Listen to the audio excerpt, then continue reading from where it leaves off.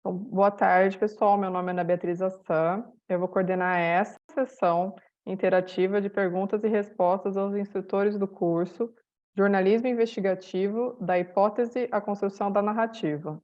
Nós estamos recebendo hoje a jornalista Kátia Brembati para falar sobre a aula sobre Lei de Acesso à Informação. Kátia, antes de a gente abrir para as perguntas, eu queria pedir para você que contasse um pouco como e por que você escolheu essa profissão e qual foi sua trajetória até aqui. Ai, meu Deus. Então, vou tentar resumir muito claramente, assim, mas assim, foram muitas coisas que me levaram para o jornalismo. Eu nunca pensei em fazer nada diferente. Minha mãe queria que eu fosse médica, meu padrasto queria que eu fosse advogada e meu pai queria que eu fosse administradora de empresas. E eu sou jornalista e professora de jornalismo, ou seja, jornalismo todos os dias, de todos os jeitos. Sempre fui muito comunicativa, fazia o jornal da escola, né? Já na escola escrevia bastante, declamava poesia, e tinha uma poesia do Drummond que eu gostava muito, e ela era bem instigante, assim. Eu acho que também me ajudou a me levar para o jornalismo. Eu também costumo dizer que eu não sou muito boa inventando histórias, né? Na escola, quando você tem que criar um texto, assim, essas coisas assim, eu não era muito boa, mas eu sou relativamente boa contando histórias reais, histórias que eu não preciso inventar.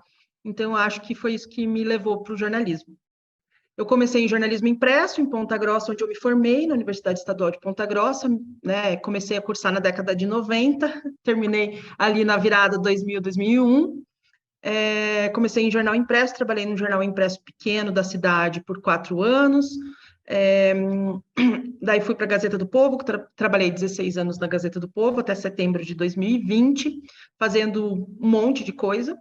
É, Estou no Estadão, fui freela por um período, de setembro de 2020 até junho do ano passado. Eu fui freelancer de vários veículos, cheguei a coordenar projetos, fazer reportagens especiais, né? E sou professora de jornalismo há 10 anos. E desde junho do ano passado estou no Estadão Verifica, né, que é a editoria de checagem do Estadão, o núcleo de checagem do Estadão. E só para finalizar, assim, de como eu cheguei até aqui, né, acho que é importante, assim, eu já tinha uma trajetória no jornalismo investigativo, mas não tinha uma relação direta com esse assunto, assim, eu não tratava disso no dia a dia. Até que eu fiz uma reportagem aqui no Paraná, bem complicado e tal, e um colega falou assim, você devia ir no congresso da Abrage. Daí eu perguntei o que é a Abrage, né? Isso era 2008. E eu fui no primeiro congresso da Abrage em Belo Horizonte, foi em Belo Horizonte naquele ano. Fiz um curso de hack, reportagem com acesso ao computador, né? Que naquela época não se falava em jornalismo de dados, assim, não se falava do jeito que se fala hoje. E eu olhei para aquilo, né, para o curso do Toledão e falei, é isso que eu quero fazer da minha vida, né? E esse curso de jornalismo de dados abriu várias portas e permitiu que eu fizesse uma reportagem que ganhou o prêmio ESSO junto com mais 3 colegas, e me trouxe de certa forma até aqui, né? Então, esse é o resumo aí. Obrigada, Kátia. Ganhou o prêmio da GIGN também, né? Eu ganhei o Global Shining Light Awards com essa mesma matéria, que é um prêmio para países em desenvolvimento. A gente ganhou em 2011 com esse material chamado Diários Secretos, que era sobre um grande esquema de desvio de recursos aqui no Paraná. Foi feito TV e impresso e site, né? Era a primeira vez em 2010 que tinha essa convergência, digamos assim, e foi a primeira vez também que uma base de dados feita por jornalistas se tornou pública, né? A gente tinha uma base de dados com 10 mil nomes, 15 mil nomes, na verdade, que se tornou pública. A gente ofereceu essa base de dados para consulta do público, né? Então foi, né? Parece tão longe, né? 2010 aí. Obrigada, Kátia. Eu vou abrir então para as perguntas. Então, o Eduardo Miranda, do Correio do Estado, Campo Grande, Mato Grosso do Sul. Então, porque aqui no estado, assim, é um estado de pouco menos de 3 milhões de habitantes, Campo Grande aqui tem 900 e poucos mil habitantes. Então, normalmente, e assim, não são tantos os veículos de comunicação, e o veículo aqui é o mais antigo da cidade, tem quase 70 anos. Então, quando a gente pede em nosso nome alguma coisa, todo mundo sabe que é a gente, né? Daí sempre vem um emissário, um assessor de imprensa, até a Kátia já falou disso na aula, falou, mas por que vocês não pedem por aqui? A gente não pede por lá, porque se a gente pedir por lá, é óbvio que eles vão enrolar a gente e não vão responder, né? Só que também, se a gente pede em nome de terceiros, o terceiro, normalmente, ele nunca... A tendência é eles enrolarem o terceiro, porque eles falam, esse terceiro não deve ser jornalista, não deve ser ninguém conhecido, vamos dar uma canseira neles, e até desobedecer prazo, etc., né? Então, então eu queria saber qual a melhor estratégia. Ultimamente, a gente tem usado, sim, o nosso nome mesmo, sabe? Eu falo, Eduardo, tal, até às vezes identifico a empresa, o meu nome, não tenho usado o nome de terceiro. Alguns colegas, quando eles utilizaram, foi até pior. Mas, assim, fica toda uma... Cria todo um... Eles ficam se preparando todo, assim. E daí eu queria que a Kátia comentasse, né, sobre isso. E, de fato, na época, o Diário Secretos, eles me inspiraram muito, assim, porque foi uma investigação árdua ali, enfim, foi sensacional, né? Mas parabéns, Kátia, e obrigado, Ana. Eduardo, vamos lá. Eu já vivi esse mesmo seu dilema várias vezes, tá? Tinha uma época, só a título de curiosidade, a minha sogra, ela não existe na internet, assim, sabe? Porque ela não existe na internet. Então, tinha uma época que eu usava o nome da minha sogra para fazer pedido de lei de acesso, porque, assim, ela não existia, entendeu? Não dava para rastrear, minha sogra não existe na internet. Até minha mãe eu já usei. Eu não acho eticamente inaceitável você usar o nome de outros para fazer os pedidos, né? Outras pessoas que você conhece, do seu convívio ali. Não vou fazer um pedido no seu nome, que daí é sacanagem, né? Eu faço um pedido para o governo do Mato Grosso do Sul no seu nome, usando um e-mail que parece o seu, sei lá, para, né, me fazer passar por você. Não é o caso. Eu já usei por 3 motivos. Primeiro, eu acho que é um erro da lei pedir identificação, né? Eu falei isso na minha mesa ontem em Brasília sobre isso. Eu acho que uma das falhas da lei é pedir identificação. Segundo, se é para qualquer pessoa pode pedir, pode ser a minha sogra, pode ser a minha mãe, né? Então, né, se fosse assim, uma coisa seria eu usar o nome da minha mãe para pedir alguma coisa via assessoria de imprensa. Minha mãe não é jornalista, esse caminho não é o adequado para minha mãe, né? E eu já usei, e eu sei que isso está sendo gravado, mas não é crime, então, ok? Eu já usei o CPF do governador por muito tempo, porque no portal da transparência do governo do estado,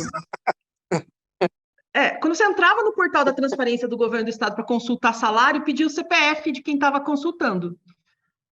Essa regra não existe em nenhum lugar, né? Não queria que eles rastreassem que eu estava fazendo alguma investigação, procurando salário de alguém e tal. Eu colocava o CPF do governador. Eu não estou fazendo nada errado. Eles que não deviam ter pedido o CPF para entrar no portal da transparência. Não faz o menor sentido, né?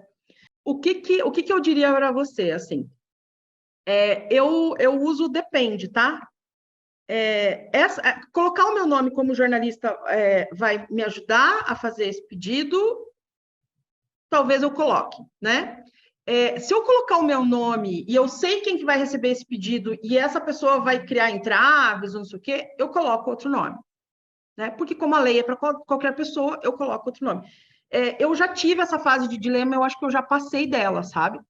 Agora, o que é Entendi. muito triste é que 11 anos depois da lei, a gente está discutindo que, dependendo do nome da pessoa, eles não respondem ou demoram mais, né? É isso que precisa mudar, né? Não você aí ficar no seu drama existencial se você pede no seu nome ou não, né? Exato. Eu não pediria no seu nome quando o seu pedido for dar algum indicativo de para onde você está indo com a sua reportagem, sabe?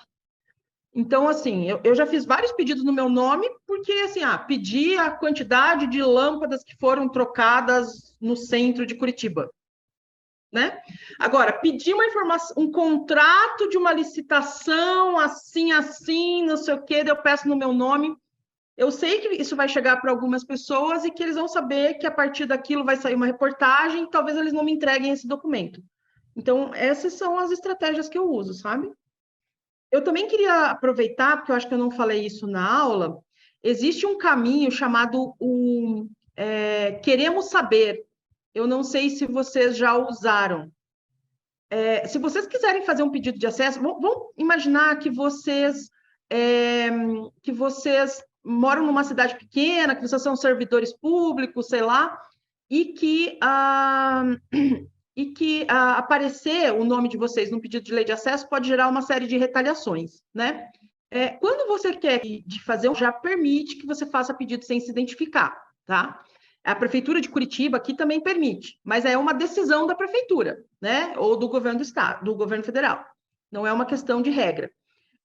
Vocês podem usar o Queremos Saber. Queremos Saber é uma ferramenta que você fala para o Queremos Saber o que é que você quer, o Queremos Saber faz a pergunta por você e te manda a resposta com total sigilo, ele não vai roubar sua pauta, nada disso, sabe?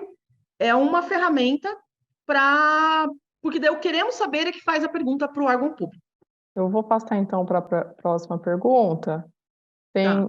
O Celso Felizardo mandou aqui. Comecei a carreira por volta de 2010 em um jornal do Norte Pioneiro do Paraná. Deixo minha raiva e admiração aqui pela Kátia. Toda pauta mais elaborada que eu pensava em fazer, jogava no Google e a Kátia já havia feito pela Gazeta. Brincadeiras à parte, ela sempre foi uma referência para mim. A pergunta a percepção é que há uma década havia uma maior preocupação de órgãos públicos em conceder entrevistas. Hoje, tudo respondem com notas vagas, percepção aqui no Paraná. Você vê relação com a LAI, que apesar de ser uma ferramenta importante de transparência, pode ser usada pela autoridade fugir do olho no olho? Eu não vejo uma relação com a LAI, mas eu vejo a LAI como uma saída para essas notas vagas, né? Claro que no dia a dia, quando você precisa pedir um posicionamento, sei lá, subir o transporte coletivo, né? Você vai pedir um posicionamento, eles vão te dar uma nota, né? Uma nota, às vezes, vaga, como você mesmo falou, costuma ser o recorrente, né? Mas o que eu diria para você é não desista da pauta do reajuste, dos motivos do reajuste com a nota vaga, faça um pedido de lei de acesso, espere os 20 ou 30 dias, né? 20 mais 10, e volte ao assunto, né? Realmente diminuiu a quantidade de olho no olho, como você coloca aqui, né? Eu lembro que quando eu comecei na carreira, em 2010, já tinha diminuído um pouco, mas ainda tinha bastante, tinha muito coletiva. Eu tinha 3, 4, 5 coletivas de imprensa por semana, assim. Às vezes umas 2, umas 4, sabe? Muita coletiva de imprensa. Hoje em dia, por questões de deslocamento, questão de internet, questão de evitar encontrar com jornalistas, tem menos coletiva de imprensa. Mas a gente sempre pode pegar um político na saída de um evento, né? O cara vai lá plantar uma árvore no dia da árvore e você pergunta, então, prefeito, mas e como é que, né? Eu estou falando com um cara da Folha de Londrina que eu sei que você, né, está acostumado a fazer isso. Mas como o curso, né, tem diversos níveis, eu acho que é importante dizer dessa estratégia ainda, né? Eu acho, sim, que a LAI, portanto, é um antídoto para isso, sabe? É uma resposta para isso, assim. Para a gente, inclusive, passar por cima dessas notas vagas que são parte desse treinamento, um treinamento de assessoria de imprensa, um treinamento de reputações, de proteção de órgãos públicos e tal, que não se comprometa, né? Essas notas vagas são tentativas de não se comprometer, né? Vou passar agora para a Fernanda, que ela pediu para fazer uma pergunta. Olá, Kátia. Eu queria fazer 2 perguntas. Vou aproveitar meu tempo para fazer 2 perguntas e você ver como fica melhor para você responder. A primeira delas seria como educar a redação quando você está num ambiente em que a lei de acesso à informação não é muito utilizada, para que principalmente seus chefes entendam que muitas vezes vale a pena, sim, esperar a resposta da lei de acesso à informação, que muitas vezes é muito mais completa que a resposta de uma assessoria. Essa seria a minha primeira questão. E a segunda questão, na verdade, seria mais uma dica também, não só em relação à LAI, mas também a relação com a assessoria de comunicação, que é um caminho fundamental também para ter acesso à informação, né? No nosso caso aqui no Brasil. Muitas vezes já aconteceu de eu pedir a informação para a assessoria e já emendar com um pedido via LAI, porque já desconfiando de que a assessoria não ia responder. mas muitas vezes eles jogam com isso, né, e não querem te responder porque dizem, mas a gente já está com essa solicitação lá na ouvidoria e, enfim, a gente não vai te responder. Mas, na verdade, a assessoria também tem a obrigação de responder, né, porque é um canal oficial de comunicação do governo para os jornalistas. O que é que você responde nesses casos para a assessoria? Você recorre a artigos da Lei de Acesso à Informação? Enfim, seria uma pergunta bem direta. Já passei por várias vezes essa situação. Eu passei agora esse ano em Brasília, quando eu estava fazendo as matérias do cartão corporativo do Estadão, em janeiro. Eu pedi algumas informações para a presidência e eles falaram, faz o pedido de via lei de acesso, mas eu pedi para a assessoria de imprensa. E dela falou assim, faz o pedido via lei de acesso. Aí eu falei, mas eu estou pedindo para assessoria de imprensa, né? E a pessoa, mas faz o pedido via lei de acesso. Aí eu falei, olha, precisa entender o momento, era nos primeiros dias de governo, eles estavam tomando pé da situação, e eu levei o contexto em consideração. Mas qual é a resposta que eu costumo dar, né? Eu falo assim, primeiro, você nem devia saber do meu pedido de lei de acesso, porque são estruturas diferentes, né? Você acerta o tom, né? Porque você precisa ser incisivo sem ser grosseiro, né? Mas olha, então, o meu pedido de lei de acesso não deveria passar pela assessoria de imprensa, porque imagino que nem todos os pedidos de todas as pessoas passam pela assessoria de imprensa. Então, se o meu pedido está passando, deve ser porque, de alguma forma equivocada, estão identificando que é um jornalista e estão passando via assessoria, mas eu sou uma cidadã, eu tenho direito de saber, e por isso eu fiz um pedido via lei de acesso, né? Então, a primeira questão que eu faço é questionar como que a assessoria teve acesso ao meu pedido, porque a assessoria de imprensa não faz parte do fluxo, da linha de respostas de lei de acesso. Existem funcionários específicos para isso, né? Segunda questão, eu faço o processo inverso. Eu falo assim, olha, existe assessoria de imprensa para atender jornalistas. Este canal é tão importante, né? Ele é tão necessário que a gente coloca pessoas para trabalhar, para atender jornalistas, para dar a resposta de acordo com o pedido do jornalista e no timing da imprensa. Então, se eu devo fazer todos os meus pedidos via lei de acesso, significa que não precisa de assessoria de imprensa? Né? Então, assim, acho que se jogar com isso, com as palavras certas, obviamente, eu acho que é um caminho, tá? A resposta que eu vou te dar não é a resposta que você quer ouvir, tá? Mas eu vou te dar do mesmo jeito. Funciona assim. Você vai precisar encontrar caminhos de mostrar a eficiência. E esse caminho passa por uma pré-apuração e por fazer coisas em paralelo, tá? Então, para uma próxima pauta que você for fazer, que você achar que lei de acesso vai ser legal, você faz o pedido antes, você consegue as informações e daí você chega com a pauta dizendo, consegui isso por lei de acesso. Você faz a primeira vez, faz a segunda vez, talvez não precise fazer esse caminho a terceira vez. Talvez a sua chefe, o seu chefe digam assim, mas então pede por lei de acesso, daí a gente faz essa matéria para o mês que vem, entendeu?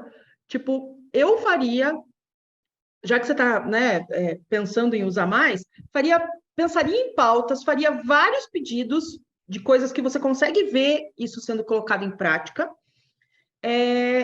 faria os pedidos, pegaria essas respostas e com essas respostas proporia pautas dizendo foi via lei de acesso.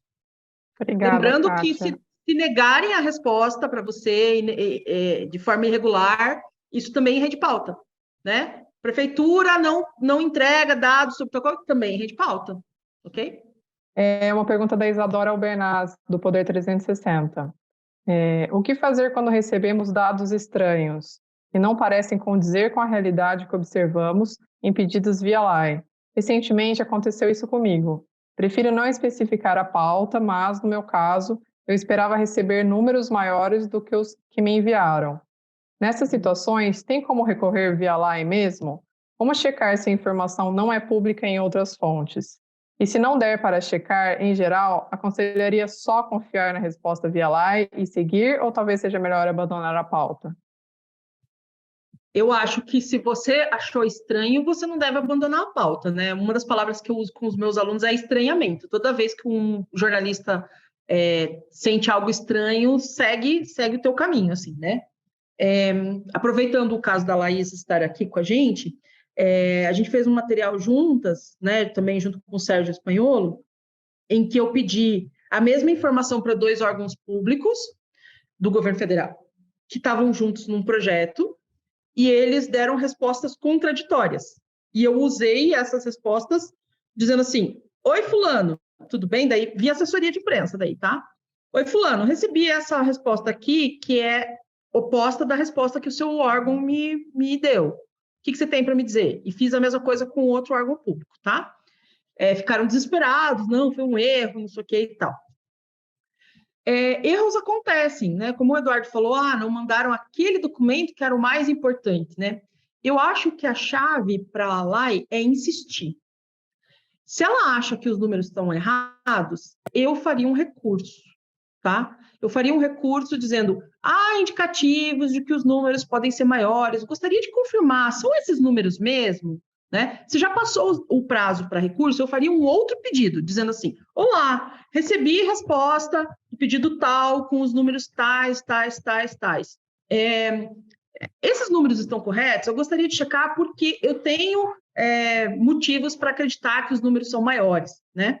Então, a gente pode ter caso de erro formal, caso de erro intencional, né, de resposta errada de propósito, pode ter sido uma interpretação errada do que ela queria, então ela pediu, sei lá, homicídios, e por algum motivo a pessoa entendeu homicídio culposo, entendeu? Mandou só os homicídios culposos, não os outros tipos de homicídio. Estou dando um exemplo aleatório, né?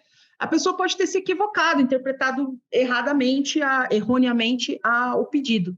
Então, nesse caso, eu faria um novo pedido ou faria o recurso, uma das duas, né? Deixando claro que eu tenho dúvidas se aquela resposta está correta e dizendo por quê. Isso costuma funcionar. Assim, eu nunca fiz uma matéria exatamente como essa, assim, um recurso exatamente como esse, mas o que eu sei, por experiência, é que quem responde pedido de LAI fica muito inseguro se não está cometendo algum erro, alguma falha, tipo, vão me processar porque eu respondi errado uma LAI. Então, se ela recorrer ou fizer outro pedido, pode ter um efeito de receber a resposta correta, e daí, se ela receber a mesma resposta, aí eu faria a matéria com aquele número, dizendo que foram feitos 2 pedidos, e daí eu faria. A resposta oficial, depois de 2 pedidos de informação, é de que os números são esses. Eu faria assim daí. Da Kátia. Eu vou passar então para a Laís. Obrigada, Ana. Oi, Kátia, que bom estar aqui com você. Eu acho ótimo que você trouxe essa pauta, porque eu ia justamente trazer esse exemplo. E acho que a minha pergunta é um pouco semelhante à pergunta anterior, no sentido de, quando eu comecei a usar LAI, há alguns anos, eu não tinha a prática de checar a informação que eu recebia por LAI. Eu confiava que a informação que vinha por aquele canal era a informação oficial. Aí veio o governo Bolsonaro, né? Eu fazia bastante matéria de arma, e acho que todo mundo que cobriu arma começou a perceber que os dados não batiam. O Exército falava um número para cada pessoa, a sociedade civil recebia um número, o UOL recebia um, Intercept outro, nada batia com nada. E aí acho que jornalistas começaram a adotar a prática de bater números, né? Então, pedir para 2 órgãos, quando tem 2 órgãos trabalhando em cima, ou checar o número com a assessoria de imprensa. Então, eu queria saber, assim, de você, se isso é uma prática que você adota agora, checar todo o número que chega por LAI. E a outra coisa que eu queria perguntar é sobre essa questão de assessoria de imprensa e o órgão público também, né? Recentemente, eu fiz uma matéria para o Intercept com base em dados que eu recebi do Ministério da Justiça sobre uma reunião. E o dado dizia o Ministério da Justiça dizia uma coisa. Eu conferi esses dados com a Polícia Civil de São Paulo, por lá disse uma coisa, e aí por assessoria eles disseram outra. Então, assim, todo mundo estava se dizendo, e o desfecho final foi que por lá eles mentiram e a Polícia Civil, a assessoria de imprensa, confirmou o que a gente suspeitava. Então, assim, acho que mais grave do que os dados não baterem a assessoria confirmou que a Polícia Civil estava mentindo por lá. Isso foi colocado na matéria, eu acho que até mais um sinal da Polícia Civil de São Paulo descumprindo lá a torta e a direito, mas eu queria saber como a gente pode avançar nisso, assim, isso caberia uma denúncia nesse caso, enfim, acho que tem ficado muito complicado, porque os prazos da LAI são longos, e aí a gente ainda tem o prazo de checar, a assessoria dá uma canseira danada na gente. Então, enfim, é mais ou menos isso que eu queria perguntar. Então, a primeira é sobre checar as informações com as diferentes partes e quando um desmente o outro. Tá, vamos lá. Não checo todas as informações que chegam por lá, né? Então, por exemplo, eu pedi dia a dia o número de mortos de Covid em Curitiba. Eu não chequei essa informação, né? Primeiro que não era uma questão nominal, então a chance de estar errado era baixa, né? Não vi necessidade, né, de checar. Então, eu não checo todas, eu checo aquelas que eu acho que tem motivo para checar, tipo, algum indício, né? No passado, se você perguntasse para a Kátia do passado, assim, de 20 anos atrás, se um órgão público disser que gastou 5 trilhões em medicamentos, está lá no documento oficial, 5 trilhões em medicamentos. A Kátia de 20 anos atrás talvez publicasse. O governo federal gastou 5 trilhões, sabendo que aquela informação está errada. Mas, assim, está no documento oficial, né? Está no documento oficial. A Kátia que foi repensando, e isso vale para muita coisa, tá? Antigamente, por exemplo, assim, uma pessoa, numa declaração, dava uma fala equivocada que todo mundo ouviu, mas eu sabia que estava equivocada, mas eu mantinha na matéria. Hoje eu não colocaria na matéria, tá? Por quê? É diferente das falas do Bolsonaro, do Lula, polêmicas, não é disso que eu estou falando. Porque o foco é o público. Quando você diz governo gastou 5 trilhões em medicamentos e não é verdade, você está desinformando ao invés de informar, né? Então, não basta estar na LAI, na resposta da LAI, ser um documento oficial para eu usar. Não é tudo que eu tenho de informação que eu uso, é o caso da LAI, né? Nesse caso da Polícia Civil de São Paulo, ontem no evento dos 11 anos da LAI, eu falei isso também na minha mesa lá. A falta de uma autoridade nacional para colocar lá em prática é péssima, né? Porque daí você fica sem a quem recorrer, no caso da Polícia Civil de São Paulo, né? Claro, você pode pegar a resposta errada do Ministério da Polícia Civil, a resposta da assessoria de imprensa e levar no Ministério Público. E eles podem entrar com processo, eles podem fazer isso e tal. Infelizmente, a minha experiência de buscar o Ministério Público, eu acho que você deve, tá? Porque é seu dever, assim, né? Tipo, você quer melhorar as coisas, você tem que ir cobrando, né? Mas a minha experiência é que os promotores estão tão sobrecarregados de tantas outras coisas mais importantes que talvez, né, eles não olhem para o fato a menos que seja uma situação muito absurda, tipo, não houve nenhuma morte em confronto com a PM em São Paulo, com a Polícia Civil, né? Acho que é Polícia Civil no seu caso, né? Mas, tipo, sei lá, não afastamos nenhum policial por mau comportamento no ano passado, né? Aí eu acho que eles estão querendo esconder uma informação muito claramente, aí talvez o promotor agisse, né? Eu levaria para o Ministério Público, mas realmente esse é um ponto que a LAI precisa melhorar ainda. Também não era a resposta que você queria ouvir. Não, era assim, obrigada. Assim, o que me irrita muito é que o ônus é sempre nosso, apesar de quem erra, tipo, quem esconde informação propositalmente é o órgão público, é sempre a gente que tem que se cansar com recurso, cansar ainda no Ministério Público, e os caras, enfim, um desânimo, mas vamos que vamos. Obrigada, Kátia. Obrigada, Laís. Então, eu vou ler a pergunta da Margarete Grillo, da Tribuna do Norte. Qual o momento para acionar a LAI e o que fazer se o órgão não responde? A quem recorrer? Aqui pedimos alguns dados à Câmara Municipal de Natal há mais de 90 dias. Reiteramos o pedido e não recebemos resposta. 90 dias completamente inaceitável, né? É o que eu falei sobre fazer reportagem, né? Por exemplo, eu ajudei o pessoal de uma cidade aqui do interior do Paraná, que eles fizeram um pedido via LAI, né? Eu dei um treinamento para a equipe fez vários pedidos de lei e a prefeitura não respondeu. Eles começaram a fazer reportagem, dizer, embora como é que é? Prazo da lei, de lei de acesso foi descumprido pela prefeitura, a prefeitura não responde pedido de lei de acesso há mais de 90 dias, desrespeitando o que manda a regra, né? Que fica lei repetida aí. Então, eu acho que quando a lei não está sendo respeitada, ou você tem que ir para o Ministério Público, que é esse caminho que a Laís falou, que realmente é um ônus para nós jornalistas, ou você faz reportagem, né? Eu acho que nesse caso, 90 dias, eu procuraria a assessoria de imprensa do órgão, diria que estou fazendo uma reportagem sobre a demora, pediria um posicionamento oficial de por que se passaram 90 dias e não foi respondido ainda, destacando que se vai fazer uma reportagem dizendo que a lei está sendo desrespeitada, e faria uma reportagem sobre.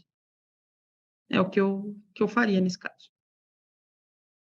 Tá bom, obrigada, Kátia. Eu queria agradecer você, Kátia, imensamente por ter disponibilizado um tempinho para passar aqui com a gente. Então, pelos seus ensinamentos de hoje também. Obrigada pela oportunidade, gente. Qualquer coisa, me acionem, contem comigo, tá bom? Tchau, gente. Obrigada.